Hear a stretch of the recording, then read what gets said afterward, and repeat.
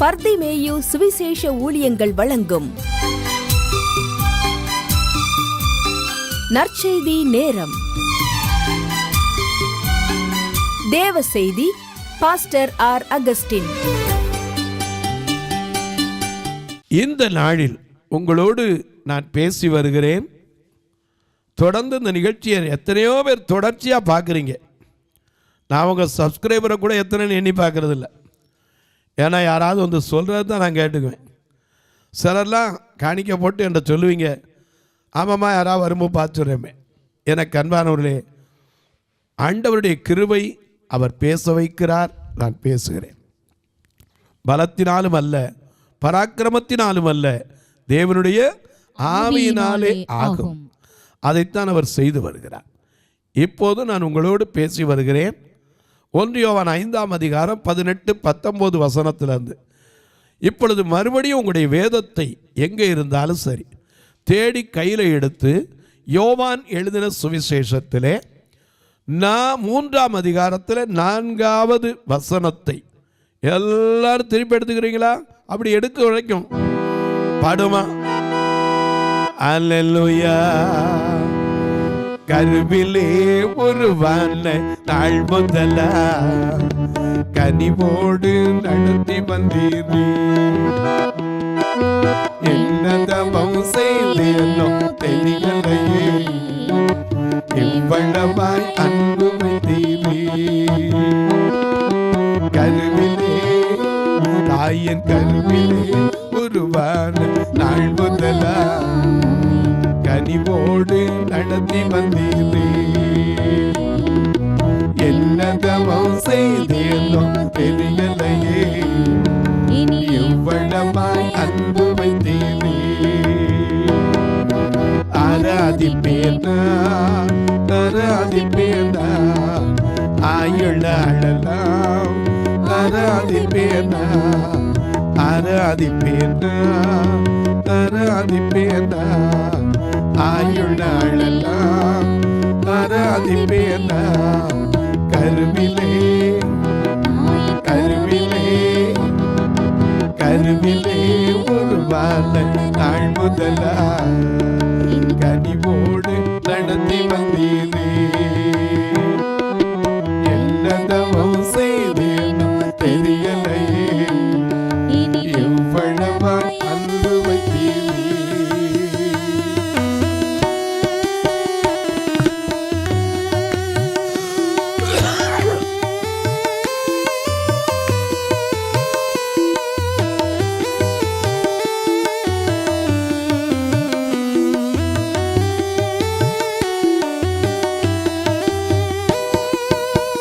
ரட்சித்திரு கிருபையா, காத்திரு தயவிலா. ரட்சித்திரு கிருபையா, காத்திரு தயவிலா. திடீர் ரத்தத்தா தூக்கி நிறக்கத்தா. ரட்சித்திரு கிருபையா, காத்திரு தயவிலா. திடீர் ரத்தத்தா தூக்கி நிறக்கத்தா. அன்பு தெய்வீக அன்பு, அன்பு தெய்வீக அன்பு. ஐயா என்ன சொல்லி பாடுவேன்? ஆராதிப்பேனா ஆராதிப்பேனா ஆயுள்ள அழலாம். ஆராதிப்பேனா ஆராதிப்பேனா ஆராதிப்பேனா ஆயுள்ள அழலாம். ஆராதிப்பேனா கருவிலே கருவிலே உருவான நாள் முதலா கனிவோடு நடத்தி வந்தீரே. எல்லாதவம் செய்தேனோ தெரியலையே, எவ்வளவாய் அன்பு வைத்தீரே.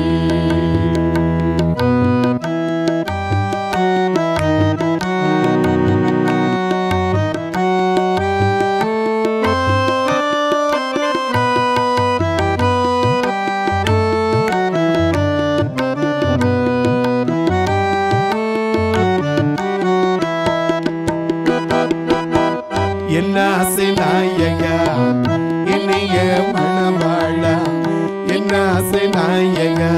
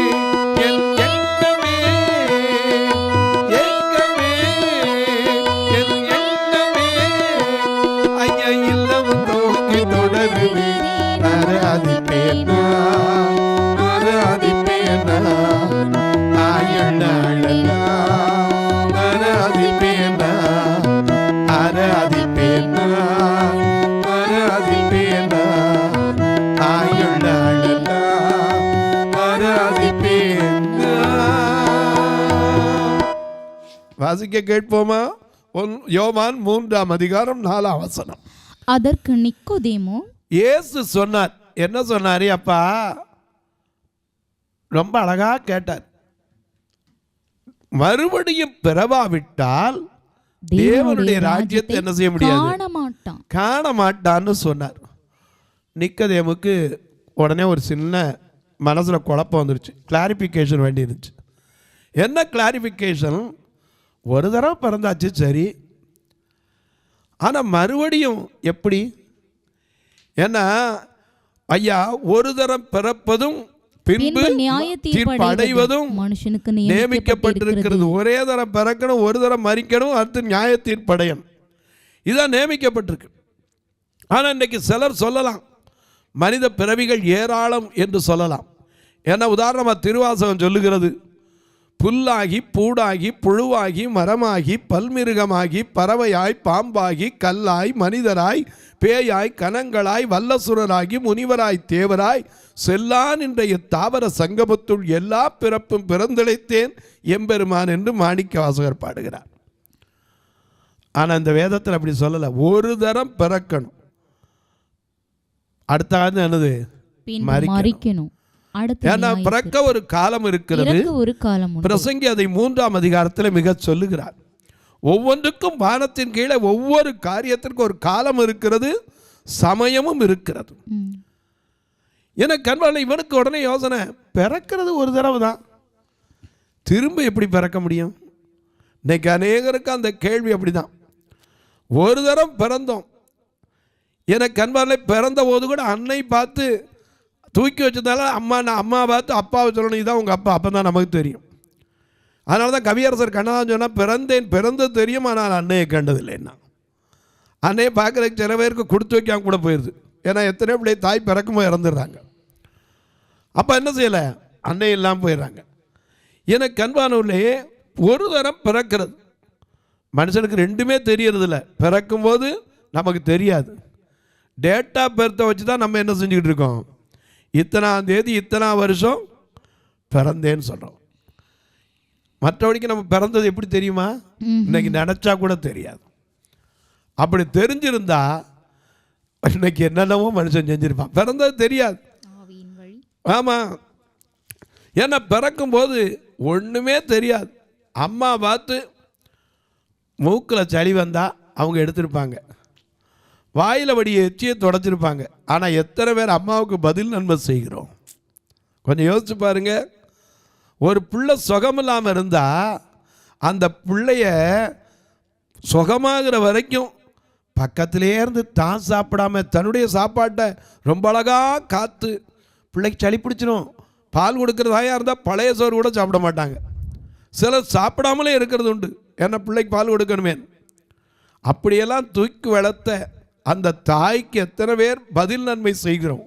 தீமோத்தேயுவில் வாசிக்கிறோம், பெற்றார் செய்த நன்மைகளுக்கு பதில் நன்மை செய்வதற்கு அறிய வேண்டும். ஏன்னா அந்த பிள்ளையை வளர்க்குறது சாதாரண காரியம் இல்லைங்க. இன்னைக்கு பிள்ளையை பெற்றுவிட்டால் போதுமா, பேணி வளர்க்க வேண்டும் தெரியுமாண்ணா?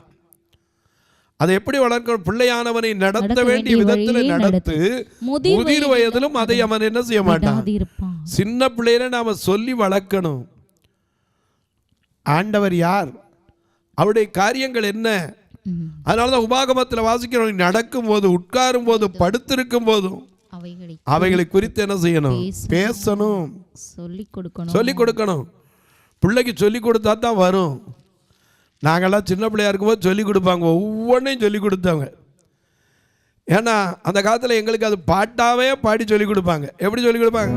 ராணியாம் எஸ்தரே வேண்டுதல் தான் என்ன பாதி நாடாகில் தருவேன், உனக்கு பாதி நாடாகிலும் தருவேன்.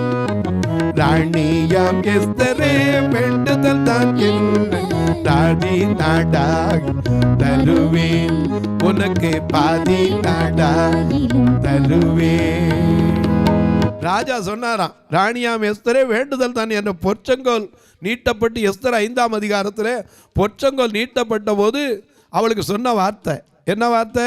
எஸ்தர் 5:2 வாசிங்க பார்க்கலாம்.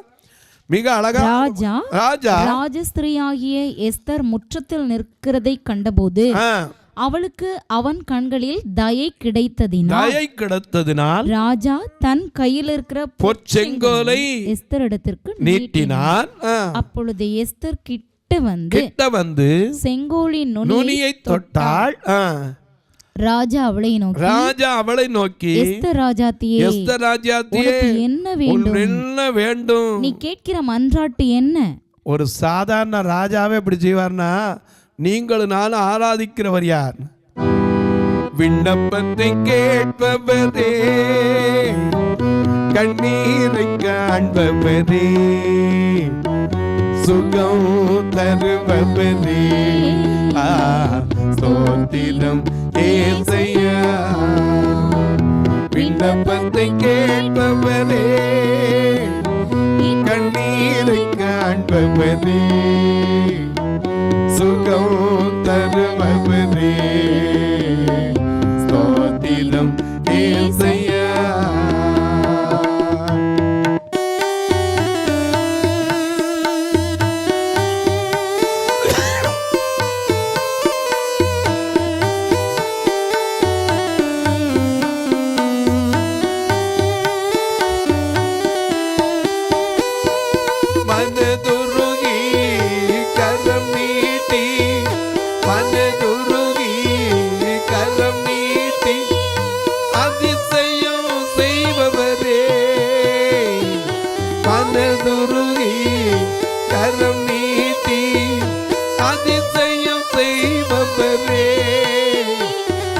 அதிசயம் செய்பவனே, ஐயா அதிசயம் செய்பவனே,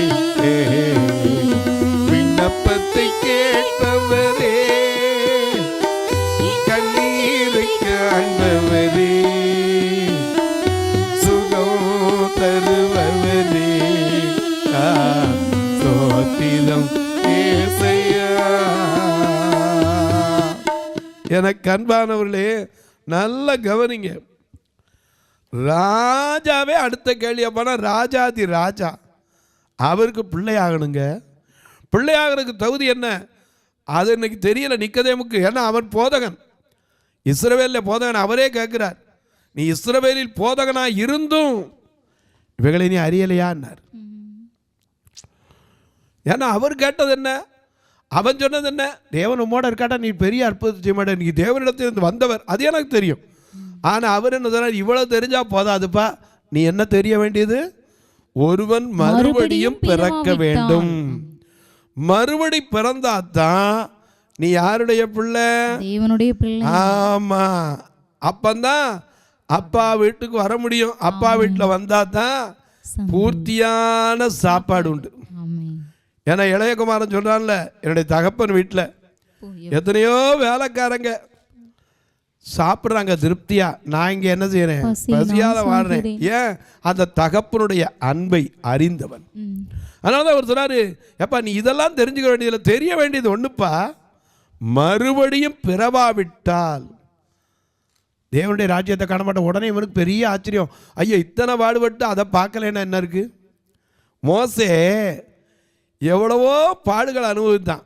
ஆனால் மோசே ஆண்டவர்கிட்ட கேட்டான். உபாகமம் 3ஆம் அதிகாரம் 25ஆம் வசனத்தை 26ஆம் வசனத்தையும் வாசிக்க கேட்போம். நான் கடந்து போய் யோர்தானுக்கு அப்புறத்தில் உள்ள அந்த நல்ல தேசம். எந்த நல்ல தேசம்? நல்ல தேசம் எது? நான் சொல்ல ஆனந்தமா இன்பக்கானா ஏகிடுவின் தூய பிதாவின் முகம் தரிசிப்பே. ஆனந்தமா இன்பக்கானா ஏகிடுவின் தூய பிதாவின் முகம் தரிசிப்பே.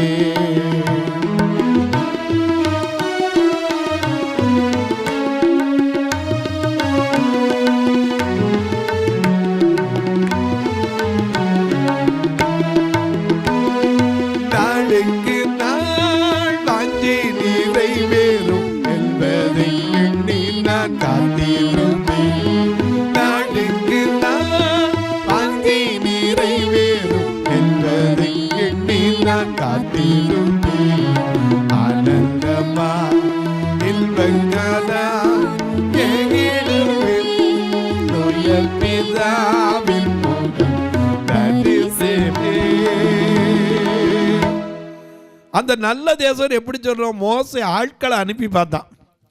எண்ணாகமத்திலே 13ஆம் அதிகாரத்தில் கோத்திரத்துக்கு ஒவ்வொருத்தரா எத்தனை பேர் அனுப்புனா? 12 பேர் அனுப்புறான். அதில் போயிட்டு வந்து 2 பேர் தான் நான் சுற்றி பார்த்து வந்த தேசம் மகா நல்ல தேசம்னு ரிசல்ட் கொடுத்தவங்க. யாரு?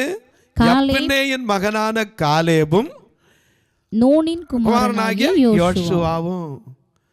என்னாகும் 13:6 வாசிக்கிற யெஃபுன்னேயின் மகன் காலேப்.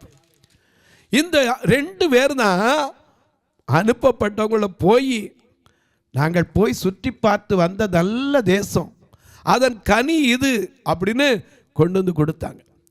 ஆனால் மற்றவங்களாம் என்ன சொன்னாங்க?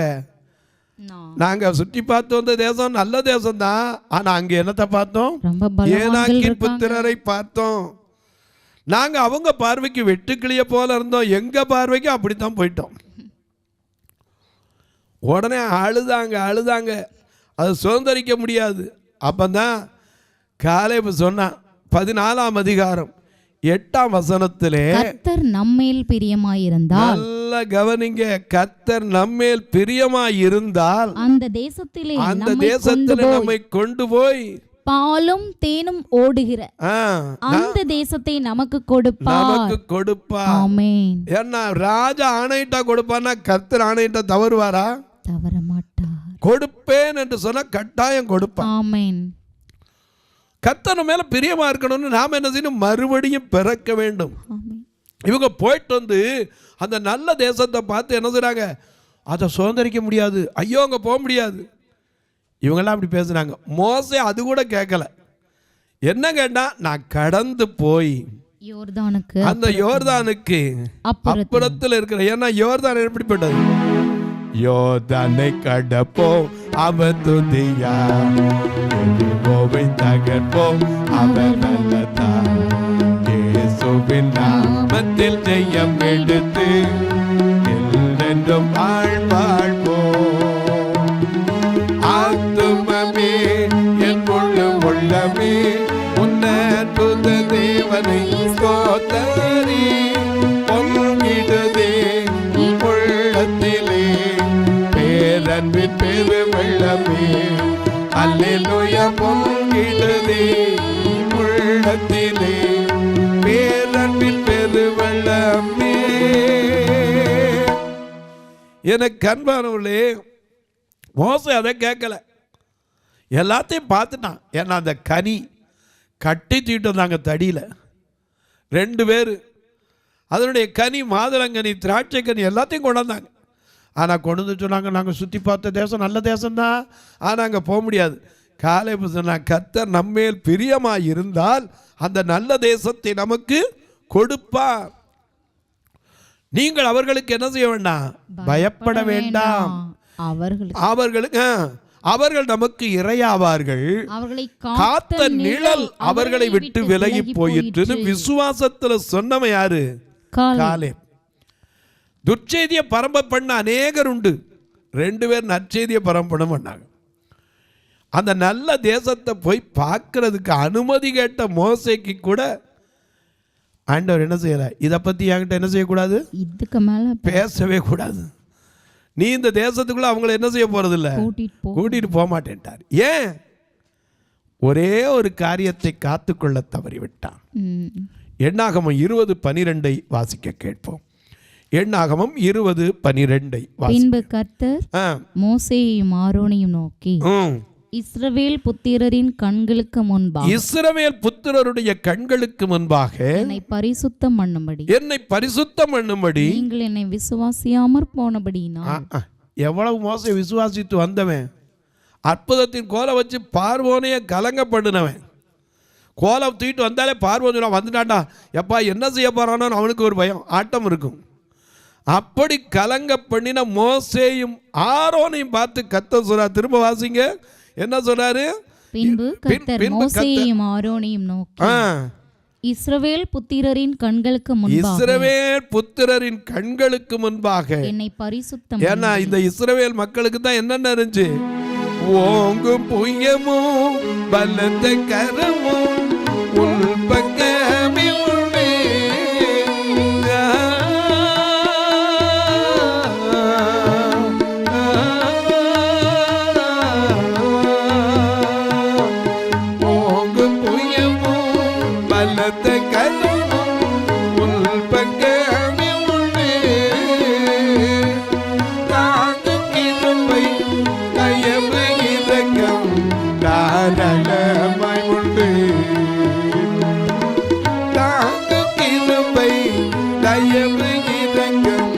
தாராளமாய் உண்டு. இஸ்ரவேலில் ஜனமே என்றும் இடறிட வேண்டாம். யெகோவாவும் தெய்வமானார், ஏதும் பயம் வேண்டாம். எனக்கு அன்பார்களை காத்துக்கொள்ள முடியுதா? மோசே சொல்றாரு, நீங்க இஸ்ரவேல் புத்திரனுடைய கண்களுக்கு முன்பாக என்னை விசுவாசியாமல் போனபடியினாலே இந்த சபையாருக்கு நான் கொடுத்த தேசத்துக்குள்ள நீங்கள் அவர்களை கொண்டு போவதில்லை என்றார். எத்தனை பெரிய ஆசீர்வாதம்! ஒரு சின்ன காரியத்தை காத்து கொள்ளல. இன்னைக்கு சொல்றேன், காத்து கொள்ளுங்கள். தேவனால் பிறந்த எவனும் பாவம் செய்தான், தேவனால் பிறந்தவன் தன்னை காக்கிறான். தொலைக்காட்சியில் பார்க்கிற என் அன்பு மக்களே, இந்த நிகழ்ச்சியை நாள்தோறும் பார்க்குறீங்க, கேட்குறீங்க, பரவசம் அடைகிறீங்களே, ரொம்ப நல்லது. கேட்குறதோடு விட்டுறாதீங்க, அதை கடைப்பிடிங்க. காத்துக்கொள்ள முடியுதா? நம்ம கண்களை காத்துக்கொள்ள முடியுதா? கைகளை காத்துக்கொள்ள முடியுதா? போன வாரம் ஒரு அம்மா சொன்னாங்க, பிரதர் என் சொந்தக்காரங்க தான் பிரதர் வீட்டுக்கு வந்திருந்தாங்க, 4 பவுன் செயின் வச்சுருந்தேன் பிரதர். கல்யாண வீட்டில் எடுத்தவங்க யாரும் தெரியுது, ஆனால் நேராக சொல்ல முடியல பிரதர், ஏன்னா சொந்தக்காரன். இதை வச்சு ஒரு பிரச்சனை வந்துடும். கர்த்தர் எனக்கு வெளிப்படுத்தணும் பிரதர்.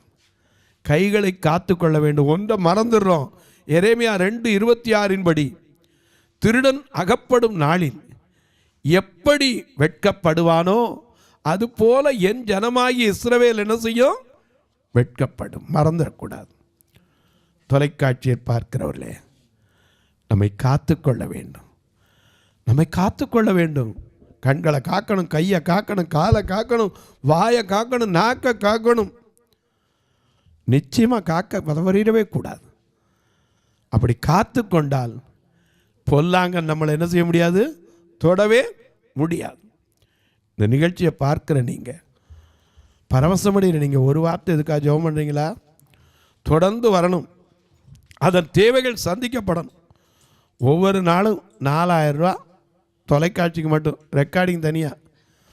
30 நாளும், சில 31 நாளும் வந்துடுது மாதத்தில். இந்த 31 நாளும் 31 பேர் எழும்பணும். உங்கள் பிறந்த நாள், திருமண நாள் போன்ற நல்ல நாட்களிலே ஒரு நாள் நிகழ்ச்சியை தாங்கலாம். பார்வையற்ற மக்களை ஆலயத்துக்கு அழைத்து வருவதற்கு ஒவ்வொரு வாரமும் வேனுக்கு மட்டும் 4000 ரூபா கொடுக்குறோம். ஏன்னா கண்ணு தெரிஞ்சால் அவங்கள எப்படியா வந்திருக்காங்களா, பார்வையில் அவங்கள எப்படி கூப்பிட்டு வர்றது? இவங்களை அனுப்பி தான் கூப்பிட்டு வரணும். ஏன்னா அவங்களுக்கு முன்னாடி இருக்க குழியா குழா அல்லது பள்ளமா மேடா தெரியுமா? ஒருவேளை நீங்கள் கேட்கலாம், சொந்தமாக ஒரு வேன் வாங்கிடலாம்ல, ஆண்டவர் கொடுக்கட்டும். யாரை கொண்டாவது கொடுத்தா அந்த செலவு ஒரு வருஷம் நீங்கள் 2 லட்ச ரூபா இந்த சபைக்கு உதவி செஞ்ச மாதிரி. 15 வருஷம் அப்போ கூட்டி பாருங்கள், 30 லட்ச ரூபா தான். அதுக்கப்புறம் 5 வருஷம் போட்டால் 20 வருஷம் கூட்டி பாருங்கள், 40 லட்ச ரூபா வந்துடும். எனக்கு அன்பாலே கர்த்தர் ஒருவரை எழுப்பி தர வேண்டும், அதற்காக ஜெபிங்க. அது மட்டும் இல்லை, அவங்கள கூட்டு வரதோடு இல்லை, சாப்பாடு கொடுத்து அவங்கள பத்திரமா திருப்பி வைக்கிறோம். உங்கள் பிறந்த நாள், திருமண நாள், தங்களுக்கு அன்பான இழந்த நினைவு நாட்களிலே நல்ல சாப்பாடு கொடுக்குறதுக்கு உதவலாம். உலகத்திலே பெரிய புண்ணியம் என்னன்னா, ஐயா, பெரிய புண்ணியம் பிறருக்கு அன்னமிடுவது. இன்றைக்கி எல்லா மதத்துக்காரங்களும் தான் செய்கிறாங்க. இன்றைக்கி நாமும் கூட, இயேசு அன்றைக்கி அதுதான் செய்தார். வந்தவங்களை அத்தனை பேரையும் சாப்பிட வச்சு திருப்தியாக்கி தான் அனுப்பினார். நீங்களும் இப்படிப்பட்ட காரியத்தில் உதவலாம். நீங்கள் கேட்கலாம், பிரதர் எப்படி நாங்கள் உதவி செய்கிறது? வந்து பார்க்கலாமா? தாராளமாக வாங்க. எப்போமாவது டைம் கிடச்சா திருநெல்வேலிக்கோ மதுரைக்கோ, ஆனால் ஃபோன் பண்ணிவிட்டு வாங்க. ஏன் தெரியுமா? நீங்கள் வர நேரம் நான் இல்லாமல் நீங்கள் அலைஞ்சிடக்கூடாது. முதல்ல ஃபோன் பண்ணிங்கன்னா உங்களுக்காக நான் வந்து காத்து நிற்பேன். நீங்கள் வந்தோடனே கூட்டிகிட்டு வர்றதுக்கு பார்த்து திருப்பி உங்களை அனுப்பி விடுற வரைக்கும் நான் நிற்பேன். அதனால் ஃபோன் பண்ணி டைம் ஆகிட்டு வாங்க. ஏன்னா நான் 2 ஆலயத்தில் இருக்கேன்னா 2 வாரம் இங்கே இருப்பேன், 2 வாரம் அங்கே இருப்பேன். ஃபோன் பண்ணி கேட்டாங்க, பிரதர் நாங்கள் உதவி செய்யணும்னா எப்படி செய்கிறது? இதில் 2 நம்பர் ஜிபே நம்பர் வந்துக்கிட்டே இருக்கும், அதன் வழியாக தொடர்பு கொள்ளலாம். ஒருவேளை எனக்கு பில்லு வைக்கணும் பிரதர், எங்களுக்கு கணக்கு வைக்கிறவங்க அப்படின்னு சொன்னீங்கன்னா என்கிட்ட கேளுங்க, அதற்கான வழிமுறைகளை சொல்லுகிறேன். அதற்கு நீங்கள் பெற்றுக்கொள்ள வாய்ப்புண்டு. உங்கள் ஜெபக்காரி எது இருந்தாலும் 10லேருந்து 5க்குள்ளே சொல்லணும். இப்போ உங்களுக்காக ஜெபிக்கட்டுமா?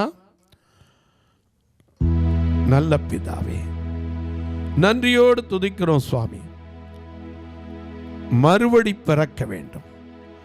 மறுபடி பிறந்து விட்டால் தேவனுடைய ராஜ்யத்தை பார்க்கலாம். ஒருவன் மறுபடியும் பிறவாவிட்டான் தேவனுடைய ராஜ்யத்தை காண முடியாது சொன்னாரே. மறுபடி பிறப்பது என்பது என்ன? அதை குறித்து நாங்கள் அறிந்து மறுபடி பிறந்திருக்கிறோம் என்று சொன்னால் எங்களை நாங்கள் காத்துக்கொள்ள எங்களை தகுதிப்படுத்தும்.